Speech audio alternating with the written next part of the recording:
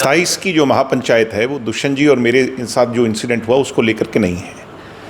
जो आधी रात को छात्रों के साथ बदसलूकी की गई उसमें कुछ दलित परिवार के लोग भी शामिल हैं, शहर के व्यापारी वर्ग के लोग भी शामिल हैं, वकील भी शामिल हैं और छात्र भी शामिल हैं। उन लोगों के साथ जो जाती हुई रात के अंधेरे में सीआईए की पुलिस ने बेवर्दी, बिना आइडेंटिटी कार्ड, बिना लॉग बुक में हथियारों को चढ़ाए जिस तरीके से दबिश की, जिस तरीके से गुंडई वहाँ पर दिखाई है, उसके खिलाफ लोगों में भारी रोष है। पूरे हरियाणा प्रदेश की जनता में रोष है और उसी के खिलाफ जो है 27 की महापंचायत सभी लोगों ने मिलजुल करके बुलाई है, जिसमें सभी छात्र संगठन हैं, चाहे इंसो हो, एनएसयूआई हो, एसएफआई हो, आईसा हो, वाईएसआई हो, जितने भी संगठन हैं और भी जो छात्र संगठन रह गए हैं, हम उन सबको न्योता देंगे। कोई भी cutting across all party line, सब लोग उसमें आकर के न्याय के लिए संघर्ष करें, लड़ाई लड़ें। गांव चौटाला में भी महापंचायत है? नहीं, चौटाला गांव के अंदर शाम को हम लोगों ने सब लोगों को बुलाया है। हमारे परिवारजन हैं चौटाला गांव के लोग, उन लोगों से बैठ के राय मशवरा करेंगे और उनका साथ भी मांगेंगे। हाई कोर्ट का दरवाजा भी खटखटाया गया? आज हाई कोर्ट में सुनवाई हो रही है और उम्मीद है कि न्यायपालिका से कि इतने बड़े मामले पर, इतने गंभीर मामले पर हमें न्याय मिलेगा। सरकार का किस तरह से रवैया रहा? अभी तक तो सरकार का तो कोई रवैया ही नहीं है। सरकार का रवैया ही तो है कि आधी रात को लोगों को जाकर उठा रहे हैं, उनके साथ बदसलूकी कर रहे हैं, बदव्यवहारी कर रहे हैं। न सिर्फ कांग्रेस के विधायक भी आपका सपोर्ट कर रहे हैं, बल्कि अनिल विज भी आपका समर्थन करते हुए दिखाई दे रहे हैं। अंदर ही अंदर सब लोगों के मन में इस बात को लेकर के हमारे से ज़्यादा सहानुभूति उन लोगों के लिए है जिन लोगों के साथ ये अत्याचार हुआ है और उन बहनों के लिए जिनके साथ इन लोगों ने पहले अत्याचार किया है। अब ये मामले सारे सामने आ गए हैं और न्याय की उम्मीद है। गोकुल सेठी ने भी आपका समर्थन? मैं उनका धन्यवाद करता हूँ। जो लोग भी हमारे समर्थन में आए हैं, मैं उनका तहे दिल से आभारी हूँ। सीए इंस्पेक्टर पवन कुमार के ससुर जी ने जजपा छोड़ दी है। काफ़ी एलिगेशन उन्होंने लगाए हैं कि मेरी वहाँ पहुँच नहीं हुई। नहीं, ऐसी तो कोई बात ही नहीं है। उनने जब ये मैटर हुआ, ये सारा मामला हुआ, तो दुष्यंत जी ने ज़रूर उनको संपर्क करके कहा कि बाद में पारिवारिक तौर पर इस मामले को, क्योंकि इतना गंभीर मामला है, तो हम ये उपेक्षा करते हैं कि आप इस मामले पर संजीदगी अपनाएं और इस मामले पर कोई अदरवाइज इसको ना लें।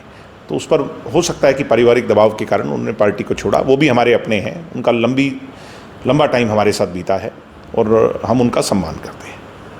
एक आपको और दुष्यंत को साथ साथ 4 गनमैन को एसआईटी का नोटिस जारी किया गया? कोई बात नहीं, नोटिस तो इसलिए जारी होता है कि जो इन्वेस्टिगेशन हो रही है वो, जिसमें वो पार्टीज़ हैं, वो जाकर के अपना जवाब दाखिल करें। हम अपने वकीलों से बात कर के जो समय आएगा उस पर जवाब दाखिल करेंगे। जो हमारे गनमैन हैं, जो उनके एलिगेशंस हैं सीआईए ब्रांच पर, वो अपना जवाब दाखिल करेंगे। एफआईआर भी आप पर हुई है? एफआईआर तो हो ही रही है, देख ही रहे हो आप कैसे प्रदेश के अंदर चारों तरफ से सरकार दबाने की, डराने की कोशिश कर रही है। यूनिवर्सिटियों के छात्रों की आवाज़ जब हम उठा रहे हैं तो मुझे लगता है कि सरकार को महसूस होता है, असहज महसूस होता है कि यूनिवर्सिटियाँ इनका प्राइवेट स्पेस मानते हैं ये लोग। प्रदेश की कानून व्यवस्था पर किस तरह से? प्रदेश की कानून व्यवस्था का ही ये एक एग्जाम्पल है जिस ये मामला हो रहा है। कानून व्यवस्था ही तो है कि सरेआम गुंडे घूम रहे हैं, सरेआम तानाशाही हो रही है। पंजाब पुलिस रूल्स बुक जो एक्ट है, उसमें किसने इजाज़त दी बेवर्दी घूमने के लिए? किसने इजाज़त दी बिना नंबर प्लेट की गाड़ी में घूमने के लिए? किसने इजाज़त दी बिना लॉग बुक में चढ़ाए हथियार लेकर के घूमने के लिए? अभी जवाब जब दाखिल करेंगी पुलिस, हाई कोर्ट के अंदर भी जवाब दाखिल करना पड़ेगा, तो अपने आप सारी बातें सामने आ जाएंगी। इनकी बातें तो सेल्फ कॉन्ट्राडिक्टरी हैं। एक तरफ तो कह रहे हैं कि वो ड्यूटी पे नहीं था, दूसरी तरफ कह रहे हैं ड्यूटी पे था। एक तरफ कह रहे हैं वो सीआईए थाने में था, दूसरी तरफ कह रहे हैं कि नहीं वो duty police city police station में था। फिर वो कह रहे हैं कि एडीजीपी के दफ्तर में जा रहा था और दूसरी तरफ कह रहे हैं नहीं वो तो एसपी साहब से मिलने जा रहा था। उसको किसने इजाज़त दी कि वो किसी की गाड़ी की रोके? क्या वो ट्रैफिक पुलिस में है? बहुत सारे लकूनाज हैं और ये सारी चीज़ें पर जब हाई कोर्ट में बहस होगी तो सरकार बुरी तरह फंस जाएगी। मैं सरकार से फिर भी उम्मीद करता हूँ, नायब सिंह सैनी जी से फिर भी उम्मीद करता हूँ, मैं उनका आदर करता हूँ कि इसको राजनीतिक रंग ना दें। ये भावनाओं से जुड़ा हुआ मुद्दा है। लोगों के बीच में आपको भी कल को जवाब देना है। गरीब दलित बेटी के पैर पर पैर रख करके जब सीआईए वाला वहाँ पर डीवीआर निकाल रहा था, वो चीख आपको भी सुनाई देनी चाहिए। जब किसी साधारण पंजाबी वर्ग के व्यक्ति रवि आहूजा के साथ जो सिर पर कनपट्टी पर बंदूक लगा करके ले जा रहा था, वो आवाज़ आपको भी सुननी चाहिए। किसी महिला के कपड़े अलमारी से निकाल करके बाहर फेंक दी है सीआईए ने, वो आवाज़ आपको भी सुननी चाहिए।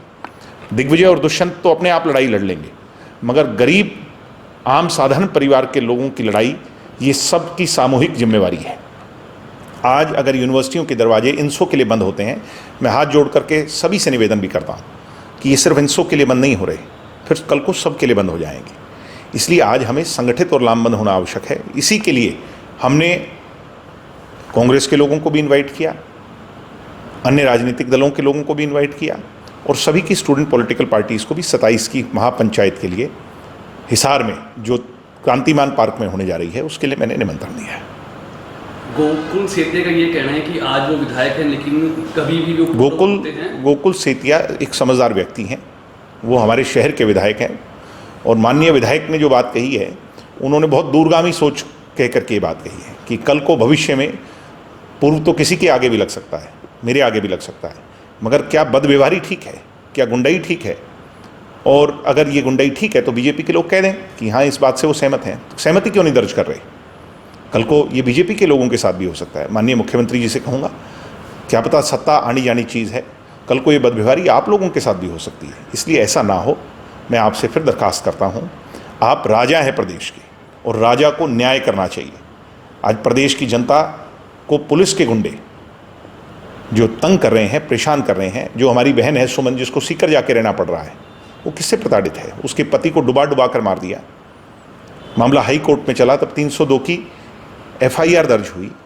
तो समझना चाहिए, अब भावनाओं को समझो कि इस मामले को सिर्फ और सिर्फ राजनीतिक रुख ना